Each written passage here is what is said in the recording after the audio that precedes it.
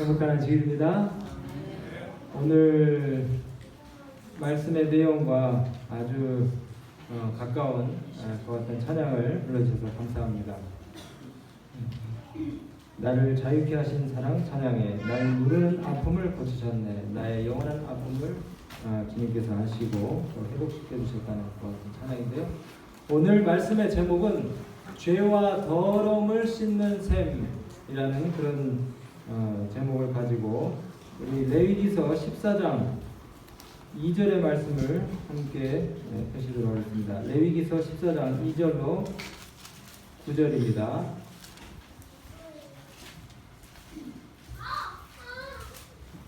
레위기 14장 9절로 2절입니다.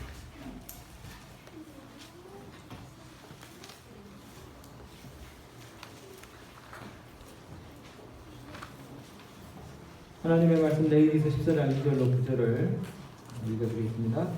문둥 환자의 정결케 되는 날의 규례는 이러하니 곧 그 사람을 제사장에게로 데려갈 것이요 제사장은 진에서 나가서 진찰할지니 그 환자에게 있던 문둥 한 처가 나았으면 제사장은 그를 위하여 명하여 정한 살아있는 새 2마리와 백향목과 홍색실과 우슬초를 가져오게 하고 제사장은 또 명하여 그 새 하나는 흐르는 물 위 질그릇 안에서 잡게 하고 다른 새는 산대로 취하여 백향목과 홍색실과 우슬초와 함께 가져다가 흐르는 물 위에서 잡은 새 피를 찍어서 문둥병에서 정결케 함을 받을 자에게 7번 뿌려 정하다 하고 그 살아있는 새는 들에 놓을지며 정결함을 받은 자는 그 옷을 빨고 모든 털을 밀고 물로 몸을 씻을 것이라. 그리하면 정하리니 그 후에 진에 들어올 것이나 자기 장막 밖에 7일을 거할 것이요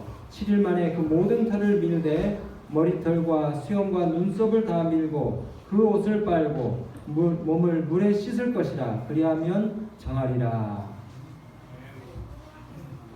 네, 오늘 이 설교 내용을 여러분들이 좀 들으시고 이 레위기 14장에 있는 말씀을 다시 읽어보시면 의미가 분명해지실 것입니다.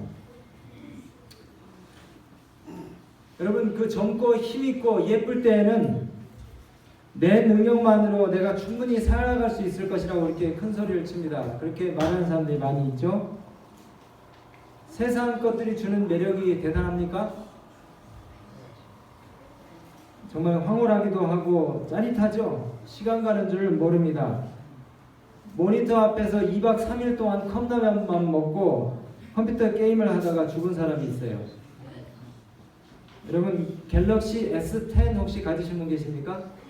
갤럭시 S10을 처음 딱 받았을 때에 어떻습니까? 이 손가락 끝으로 위아래로 좌우로 막 쓸어내면서 그게 심취하다 보면은 주위를 돌아볼 시간이 있어요, 없어요? 아주 그 조그만 이 화면 속에 온갖 세상이 다 들어가 있습니다. 신기하죠. 옛날에는 그 필로폰 한 대에 120만 원, 상류층들한테는 뭐 160만 원도 받고 그랬다는데 작대기 주사 하나가 지금은 40만 원밖에 안 된대요. 근데 그거 한 대 맞으면은 신세계를 경험한다 그럽니다. 요즘 세상에 무슨 뭐 버닝썬이다 어쩌다 뭐 별 희한한 지저분한 이야기들이 많이 왔다 갔다 하는데 여러분 또 이 마약 버금가는 그 권력 어떻습니까? 권력. 일단 높은 자리 영향력 있는 위치에 오르면은 온 세상이 나한테 막 부신되는 것 같아요. 그리고 내가 조종하는 대로 세상이 움직일 것 같다고 그렇게 생각을 할 수 있습니다. 도박이라든가 노름이라든가 경마 그래서 막 집 담보로 잡히고 손목 잘리면은 발가락으로 한다는 얘기까지 있어요. 그죠? 제가 실제로 그런 분들 봤습니다. 진짜. 하우스 도박을 경험했던 청년을 제가 만났는데 그 친구 얘기 들어보니까 정말 기가 막힌 세계가 있더라고요. 기가 막힌 세계가 있어요. 세상 재미, 죄가 만들어내는 이 가공물들이 가져다주는 순간적인 그 쾌락은 참으로 이 신기하다 못해 무섭습니다. 무서워. 한번 빠져들면은 헤어나오기가 힘들어요. 계속 목마릅니다. 갈증을 해소할 방법이 없어요. 그리고 속박됩니다. 아주 무섭게 올가매고 졸라버려요. 그 결말은 참혹하고 끔찍합니다. 여러분 너무 세상 좋아하지 마시기 바랍니다. 저도 젊을 때는 그 습관적으로 하던 신앙이 좀 지루하다고 생각이 돼서 세상이 어떨까 이렇게 호기심을 가져봤어요. 근데 여러분 이렇게 들리는 뉴스들, 주변에 또 사람들의 이야기들 이렇게 들어보니까 이 세상이 그렇게 너그럽고 자비롭지 못합니다. 처음에는 다 주는 것처럼 그러는데 주었던 거 다 도로 뺏어갑니다. 죽도록 노예처럼 부려먹고 폐물이 되면 매몰차게 내쳐버리는 것이에요. 인기를 얻고 화려한 조명 앞에 서보고 싶었던 젊은 청년들을 돈벌이 수단으로 동물적인 욕망 해소 수단으로 실컷 이용해 먹고 돈 뺏고 마음 빼앗고 영혼과 그 다음에 생각들 다 뺏은 후에 황폐하게 내어버립니다.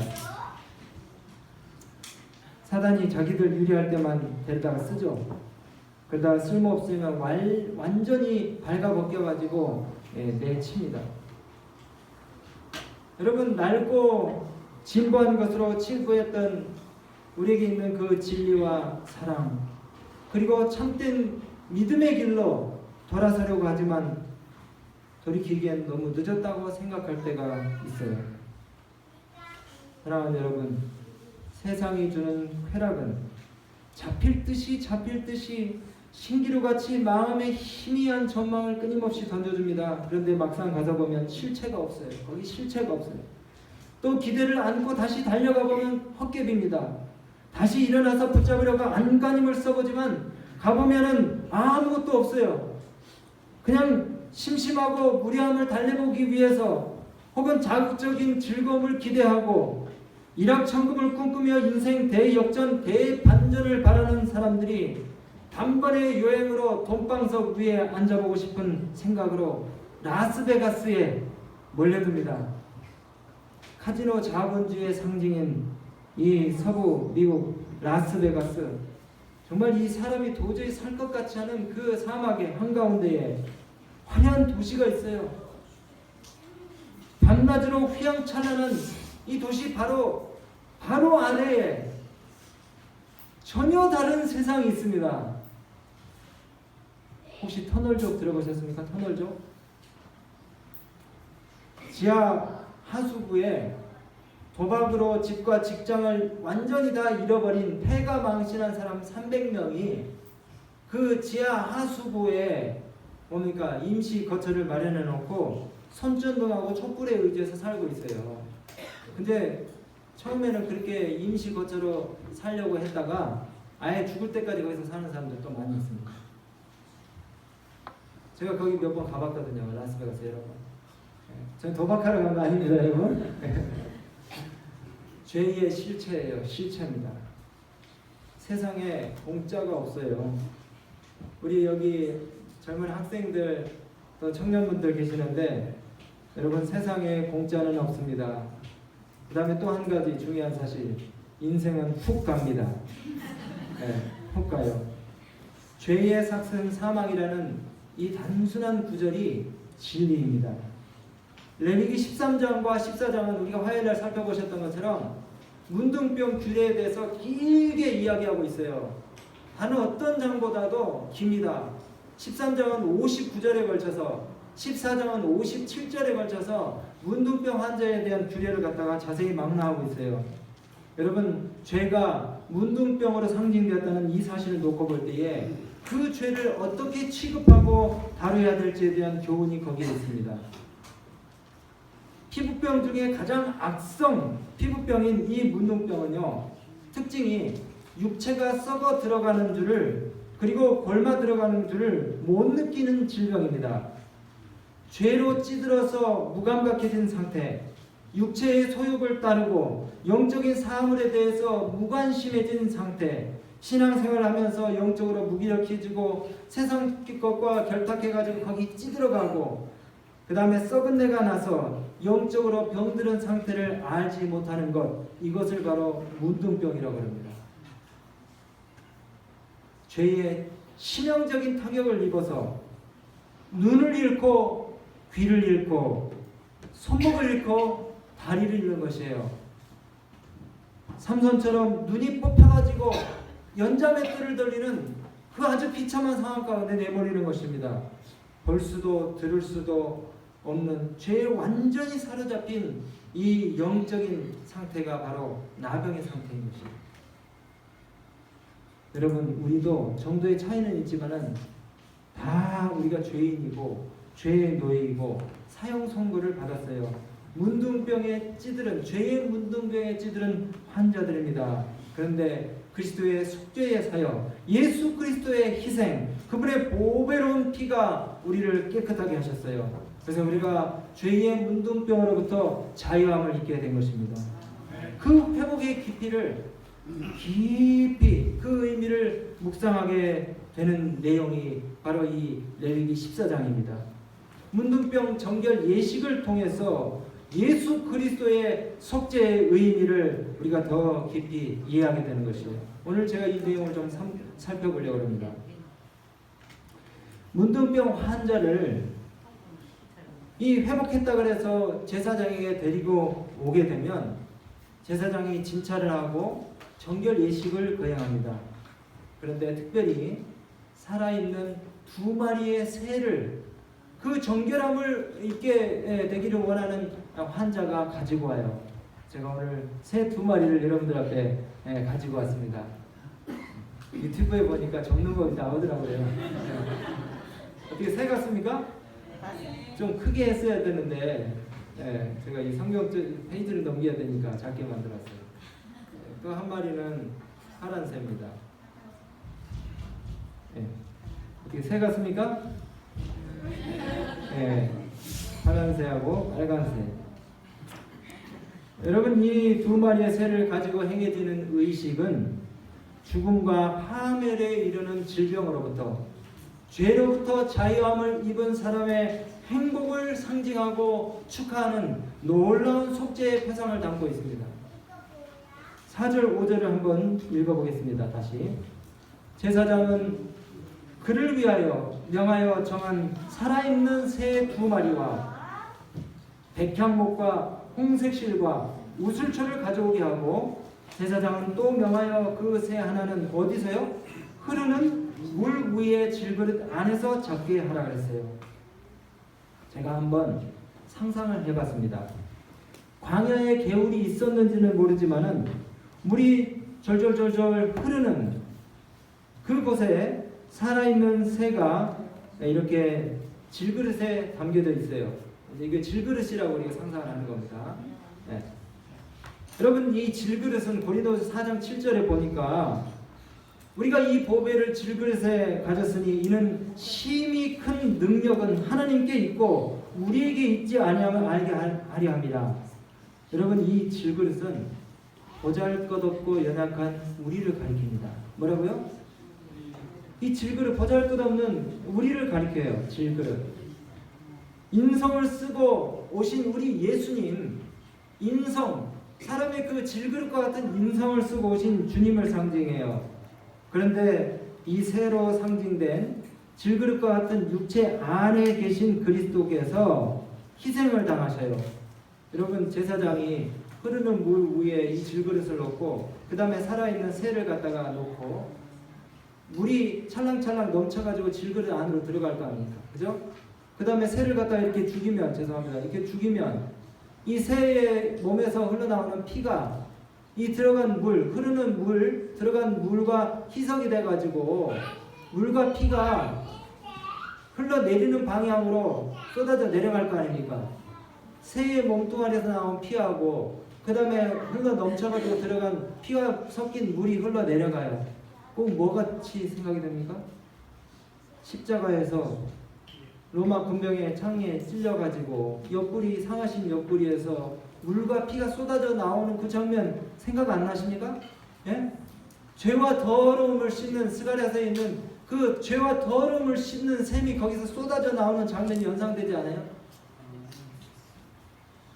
질그릇 같은 인성을 쓰고 오신 우리 주님께서 새로, 살아있는 새로 상징된 육체 안에 계신 그리스도께서 인성으로 상징된 그 질그릇 안에서 희생을 당하고 계셔요. 바로 흐르는 물 위에 새를 잡는다는 이 상징으로 표상이 된 것입니다. 요한복음 19장 34절에 그 중에 한 군인이 창으로 옆구리를 찌르니 곧 피와 물이 나오더라. 이것은 죄와 더러움을 씻는 보혈의 샘이 예수 그리스도의 옆구리에서 터져 나오는 장면을 복음적으로 묘사하는 규례인 것입니다. 여러분, 레위기서 얼마나 사랑스럽지 않습니까? 네, 다 이해가 되시죠? 메시아로 오시는 예수님의 그 생애와 죽으심에 대한 내용들이 이렇게 상징으로 너무나 자세하게 표현된 것이 얼마나 사랑스럽습니까? 우리의 육체 안에서 그리스도께서 희생당하시고 피 흘리시고 고난당하시는 것을 상징하는 것입니다. 그래서 우리 재림교회 성경 주석에도 이 부분에 대해서 동일하게 이렇게 말씀하고 계세요. 그 새는 흐르는 물 위에서 죽임을 당하였다. 그 흐르는 물은 창세로부터 죽임을 당하신 어린 양 그리스도의 흘러 넘치는 피 정결케 하시는 효능 곧 유다와 예루살렘을 위하여 열리는 죄와 더러움을 씻는 셈의 상징이다. 우리는 그리스도의 속죄의 피에 자유롭게 접근할 수 있다. 우리는 이것을 죄 많은 인간에게 언제나 허락되어 있는 가장 귀중한 특권, 가장 큰 축복으로 여겨야 한다. 넓고 깊고 영원한 이 생명의 강의 흐름이여, 거룩한 것에 목마름을 느끼는 모든 영혼들이여, 여기에는 진정한 평안과 안식과 기쁨이 그리고 갈증을 해결시켜주는 성령의 감화가 있겠다고 그렇게 말씀하셨어요. 여러분, 예수 그리스도와 동행하는 거룩하고 평화로운 그 발걸음과 그 귀중한 교제 가운데 들어가시게 되기를 바랍니다. 그러면 우리 모두도 요한이 그랬던 것처럼 세상 죄를 지고 가는 어린 양을 보라, 그렇게 우리가 선언할 수 있을 것이에요. 다시 말씀드리지만은 제사장은 완치된 나병 환자의 정결 예식을 위해 준비된 2마리의 새 중에 1마리를 잡아서 그 피를 질그릇 안에 물과 이렇게 섞었는데, 이 물과 피는 예수 그리스도의 인류를 위한 대속을 위한 십자가상에 쏟으신 물과 피를 상징한다는 사실을 꼭 기억하시길 바랍니다. 여러분, 한 가지 더 생각해 보실 것은요, 문둥병으로부터 나음을 입은 사람이 이 정결 예식에 참여를 할 때에 그의 심정을 생각해 보세요. 한번 생각해 보세요. 2마리 새 중에 이 1마리의 새가 죽임을 당할 때에 그 죄인은 어떤 생각을 하겠습니까?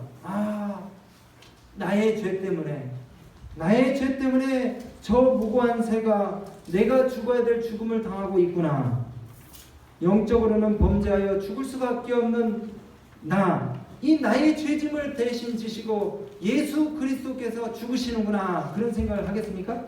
네, 그런 생각을 할 거예요. 여러분, 여기 2번째 새가 나옵니다. 2번째 새.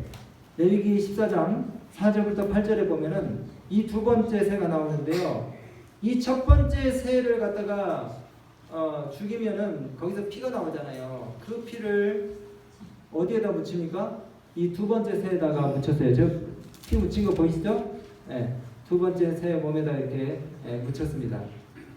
그러면 이 살아있는 새가 이제 이 첫 번째 새의 피에 공로에 힘입어서 아주 힘있게 창공으로 날아가도록 그렇게 놓아줍니다. 이것은 뭘 상징하냐면요, 문둥병 환자가 이제 그 병의 부정과 그 다음에 속박으로부터 해방이 되어서 자유롭게 된 것을 의미한다고 이야기하고 있어요. 이 살아있는 새가 자유롭게 들로 날아가는 것입니다. 죽임을 당한 새에 그 피에 적셔져서 자유를 얻어 행복하게 그렇게 날아가는 그 새의 상징은 바로 우리 예수 그리스도의 공로로 인해서 자유케 된 영혼의 그 속죄의 표상으로서 이 새가 상징을 하고 있다는 것입니다. 우리 구주의 용서하시는 피와 부활과 생명이 한데 어우러져서 자유와 기쁨과 영원한 행복을 갖다가 이 새가 상징을 하는 것이에요. 여러분, 죽을 병에서 나았다고 선언받는 사람의 기쁨과 행복에 대해서 한번 생각해 보셨습니까? 죽을 병에서 나았다고 그렇게 선언받은 사람 얼마나 기쁘겠어요? 내일이 아니 지금 이유가 보장되지 않은 자들의 삶이 얼마나 불안할까요? 여러분, 우리나라 사형수들이죠. 우리나라 사형수들에게는 사형 날짜를 알려주지 않는답니다. 그러니까 사형수들이 얼마나 불안한지 차라리 날짜를 알려주는 게 낫지. 그래서 이 사형수들이 기도를 이렇게 한대요. 붉은색 명찰, 이게 이제 사형수들이 다는 명찰입니다. 붉은색 명찰을 가슴에 단 나는 매일매일 간절히 기도했다. 차라리 지금 당장 이 형을 집행해 준다면 좋겠느라고. 언제 생을 마감할지 모른다는 불안감이 세상에서 가장 잔인한 형벌이라고 매일같이 되뇌이고 또 되뇌이었다. 여러분, 그 사형수들의 심정을 어떤 그 교도관이 고백한 내용을 이렇게 이제 모아가지고 책에 이렇게 썼는데 제가 읽은 적이 있어요. 사형 집행 당일날 사형수에게 너 사형이다 이렇게 안 알려줘요. 이제 나오라 그래요. 그래서 그 삼정목이라고 하는 그 두 개의 갈림길에 이제 딱 서게 됩니다. 멈칫하다가 교도관이 이쪽 방향으로 데리고 가면은 거기는 의무실이에요. 그럼 사는 거예요. 근데 이쪽으로 가면 뭡니까? 사형장입니다. 사형장. 근데 몇 번 뭐 죄수 나오라 그래가지고 교도관을 따라가면 아침에 이렇게 이제 배식으로 나온 뭐 빵이나 뭐 이렇게 먹고 있다가 매일 불안하잖아요. 매 순간 불안하니까 오늘이 죽는 날인가 하면서 이제 마음에 정말 엄청난 스트레스를 안고 가는데 삼정목에 딱 도달했을 때에 의무실 쪽으로 안 가고 뭡니까? 이 사형장 쪽으로 가면은 그 먹던 빵을 갖다가 쭉 떨어뜨린대요. 그런 장면을 교도관이 자주 보니까 얼마나 그 떨어진 빵을 볼 때 흉물스럽고 마음이 아픈지. 여러분, 그런데 이런 사형수에게요, 때로 재판을 할 때에 항소심을 하고 이렇게 할 때에 무기징역이나 가명을 선고할 때에 그가 느끼는 행복은 어떻겠습니까? 두 팔을 벌리고 소리를 지르면서 살았다 살았다 하는 것이에요. 이 사형과 무기의 거리는요, 하늘과 땅의 사이만큼 그렇게 벌어져 있기 때문에, 천국과 지옥의 차이만큼 그렇게 삶과 죽음의 갈림길이기 때문에 가명을 받은 죄수는 너무나 기뻐가지고 막 소리를 지르면서 입이 그냥 귀 끝에 닿을 만큼 그렇게 좋아하면서 펄펄 뛴다는 것입니다. 여기 그 배정수라고 하는 사형수였다가 무기수로, 그래서 나중에 석방이 된 사람이 있는데 그분 이야기가 참 감동적이더라고요. 91년도에 대구 교장 그 부부 살해 사건으로 이 사람이 이제 사형 선고를 받았는데요. 처음에 그 한 집에 같이 살던 집안 아저씨예요. 아저씨한테 이 사람이 도박을 하다가 돈을 갖다가 많이 잃었어요. 그리고 그 도박 빚을 갚으라는 도박을 이제 위해서 돈을 그 주인집 아저씨한테 빌렸는데 그 빚을 갚으라는 그 아저씨하고 멱살 잡고 이제 원성이 높아져서 싸움을 하다가 끝내 이 집안 어른 아저씨 그 자기 같이 세들어 살고 있는 집 주인인 아저씨를 갖다가 살해했어요. 그래서 1992년 4월 26일 날 이제 사형 언도를 받았습니다. 근데 이 사람은 참 다행히도 자기를 변호해줬던 그 변호사가 크리스찬이었나 본데 굉장히 그 정말 정성의 사랑으로 이 사람을 갖다 교화를 하고, 그 다음에 이제 나중에 이 사람도 신앙으로 마음이 많이 바뀌고 변화돼가지고 모범적인 그런 그 죄수로서 생활을 하다가 가명이 되고 나중에는 가석방까지 됐어요. 그리고 이제 그를 변호했던 그 변호사는 나중에 판사가 됐습니다. 그 대법관이 되고, 또 이 사람은 이제 풀려나가지고 그 오랜 수십 년의 관계를 통해 가지고 쌓인 정 때문에 이제 양 아들로 그 대법관이 이 죄수를 갖다가 양 아들로 그렇게 삼고 무려 1000통의 편지를 쓰기까지 그렇게 사랑이 깊어졌어요. 근데 그분이 이 사형수의 심정을 쓰면서 사형 언도를 받았을 때의 사람들의 그 마음의 상태를 갖다가 이렇게 표현을 했어요. 명치 끝에서 어지러움이 일어났다. 구역질이 올라왔다. 삶도 꿈도 미래도 재판장의 주문과 법봉 아래 산산조각이 났다. 죽음에 대한 두려움이 엄습했다. 창문 밖으로 보이는 빨간 벽돌집 30m쯤 떨어져 있는 저곳이 사형장이라고 수감자들이 귀띔을 했다. 하늘에서 두꺼운 밧줄이 내려오고 바닥은 철컥 하는 소리와 함께 꺼지는 꿈을 이곳에 온 뒤로 매일 꾼다. 이렇게 불안한 그 심정을 갖다가 표현을 하고 있어요. 근데 이 사람이 이제 자유를 선언받고 92년 8월 10일에 죽음의 문턱에 있다가 정말 그 기적과 같은 희망을 안고 이제 나오게 됐어요. 원심을 파기하고 무기징역에 처한다는 그 법봉의 소리를 듣고 자유를 달고 세상 밖으로 나왔습니다. 너무 기뻐가지고 정말 하루 24시간이 짧아요. 이 사람은. 너무 아침에 자기에게 주어진 시간이 감사하고 고마워서. 그래서 석방이 되자마자 카톨릭 병원에 가가지고 자기의 시신과 장기를 갖다가 다 기증하기로 서약을 하고, 그 다음에 한 달에 나을 뿐인 그 휴일을 갖다가 중증 장애인들한테 가지고 봉사를 해요. 자기가 감옥에 있을 때에 배운 그런 악기들을 가지고. 그 다음에 뭐 사업도 하고, 상조의 차량 그 운구차를 운전을 하는데 보통 새벽 2시에 일어납니다. 새벽 2시에 일어나서 하루 종일 그렇게 일해도 피곤한 줄을 몰라요. 왜? 죽으려다 살아났으니까. 매일 하루하루가 너무나 감사한 거예요. 그래서 이제 돌아다니면서 또 죽음과 절망을 극복하는 행복이라는 그 어떤 타이틀을 가지고 돌아다니면서 그 삶에 희망을 주는 특강 강사로 나서기도 하고, 그래서 1분 1초도 허투루 사용을 하지 않는다는 것입니다. 이게 바로 해방된 사형수가 느끼는 기쁨과 감사 그리고 감격을 표현하는 것이에요. 아마 나병에서부터 나았다고 선언을 받은, 제사장으로부터 선언을 받은 이 나병 환자가 아마 그런 심정이었을 거예요. 뭘 해도 기쁘고 행복하고 의욕이 넘쳤을 것입니다. 여러분, 우리 너무 기쁘면 잠이 안 오잖아요. 그 소풍 가기 전날 밤에 잠 옵니까? 새벽에 안 깨워도 일찍 일어나잖아요. 저도 군대 제대하기 며칠 동안 사단 휴양소에 있는데 죽는 줄 알았어요. 잠이 안 와서. 군대에 있을 때는 보초서라 그러면은 속으로 욕이 나올 정도로 피곤한데 일어나기 싫은데, 그 사단 이제 휴양소에 있을 때는 1시간을 자도 잠이 안 오더라고요. 나갈 생각을 하니까 막 설레고 기쁘고. 바로 그겁니다. 예수 그리스도의 보혈로 구원함을 받은 사람들은 정말 너무 그 감격과 기쁨이 넘쳐가지고 매일의 삶이 사기가 충만하고 행복한 거예요. 가진 것이 없어도, 누리는 것이 없어도 너무 감사해서 감당할 수 없는 이 기쁨을 뭘로 보답할까? 저는 오늘 이곳에 오신 우리 모든 성도님들이 그와 같은 마음의 기쁨과 감사와 만족을 경험하시게 되기를 간절히 바랍니다.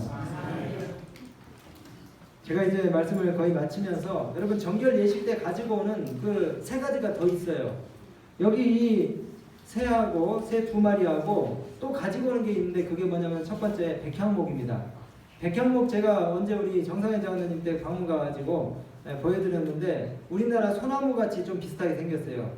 이 레바논의 백향목은요, 그 지역의 특산물인데 모양 자체도 품위가 있어 보이지만은 내구성이 아주 좋고, 그 다음에 나무가 아주 튼튼하고 좀이 잘 먹지를 않습니다. 썩지도 않아요. 그리고 광택과 향기가 아름다워요. 그런데 이 정결 예식에 이 백향목이 사용이 됐다는 것은요, 여러분, 나병이 죄의 부패성을 상징하는 것과는 반대로 이 백향목은 죽음을 극복한 생명의 능력, 생명의 영속성을 상징을 하는 나무이기 때문에 이 정결케 하는 규례를 예식하는 날에 바로 이 백향목을 가져오도록 했어요. 2번째로 홍색 실을 가지고 오겠습니다. 홍색 실, 말 그대로 붉은 실이에요. 붉은 실은 바로 건강한 피 색깔로 인해서 회복된 혈색, 활기찬 생명의 신선함을 의미한다 그랬어요. 이제 나병 환자의 피가 뭐해졌다는 것입니까? 깨끗하게 됐다는 것입니다. 구속사적으로는 예수 그리스도의 보혈로 말미암은 구원의 능력을 상징하는 것이에요. 마지막으로 우슬초. 우슬초는요, 악취를 갖다가 해소시키는 힘이 있습니다. 악취를 해소시키는. 그 다음에 죄와 부정으로부터 정결케 하는 능력이 있어요. 다윗이 뭐라 그랬습니까? 우슬초로 나를 뭐라게 해달라고요? 정결케 해달라고요. 네, 그래서 물과 피와 붉은 양털, 홍색 실을 갖다가 제사할 때 뿌렸다는 것은요, 바로 이 하나님께서 나병 환자와 같은 이스라엘 백성들을 갖다가 깨끗하게 하셔서 당신의 자녀로 삼으셨다는 놀라운 복음을 담고 있는 것입니다. 오늘 저는 말씀 마치면서 저는 출애굽기 15장 26절의 말씀을 떠올립니다. 우리 하나님은 무엇이신 하나님이시라고요? 치료하시는 하나님, 여호와 라파, 치료하시는 하나님이셔요.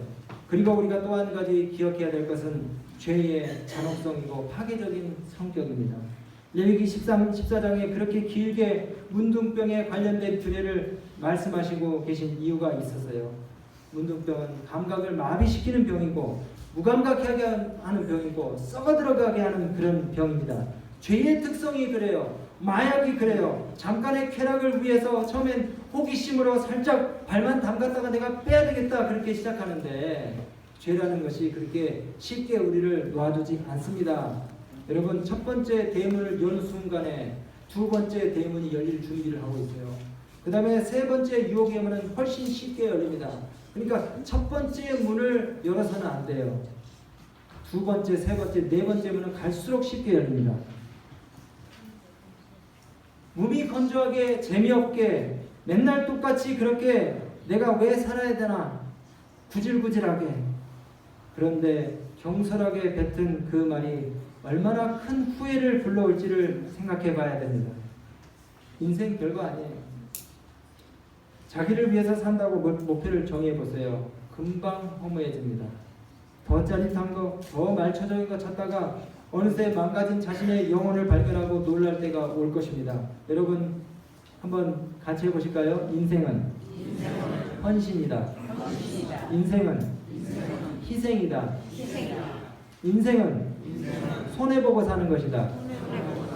네, 저도 손해 안 보기를 좋아하는데, 네, 제가 저기 과속하다가 혹시 닦지 않았다면은 그것 때문에 일주일 동안 스트레스 받는 사람입니다, 여러분. 네, 근데 제가 이런 설교를 듣는다면 희망이 생길 것 같아요. 인생은 손해보고 사는 것이다. 또 호구로 취급받아도 너털 웃음 한번 웃고 지나치는 사람이 지혜로운 사람입니다. 자존심 지키려고 끝까지 대항하다가 여러분 병 걸려요. 아시겠죠? 경쟁하면서 앉으려고 포장하고 발버둥 치다가 가랭이 찢어집니다. 이렇게 생각하고 살면 죽을 때까지 만족하면서 살 수 있어요. 내일 죽어도 여한이 없어요. 보람 있고 의미 있고 돈 없어도 부릴 사람 없어도 누가 안 알아줘도 행복합니다. 예. 여러분 그 마음의 철학을 가지고 교회 나가시면 오늘 여러분 정말 크게 보신 겁니다. 크게 보신 거예요. 삶의 목적을 분명히 하고 우리가 정말 하나님께서 주신 은혜만을 생각하면서 사기 충천해가지고 용기 100배 해가지고 그렇게 사시게 되길 바랍니다. 부자는 또 가난한 자는 똑같아요. 하루 세 끼 먹는 거 똑같고 매일 씻지 않으면 땀 냄새 나는 거 똑같습니다. 저는 참고로 하루에 한 번 세수합니다. 네, 화장품 아무리 좋은 거 바르고 선크림 발라도 늙는 거 못 막아요. 그냥 값싼 물 많이 마시고 제 시간에 화장실 가면 되는 것 같아요. 네, 부자라고 오래 삽니까? 잘 먹어서 오히려 성인병 걸리고 또 간에서 해독을 못해서 탈입니다. 색깔 좋은 거 먹으려다가 농약 더 많이 먹고요.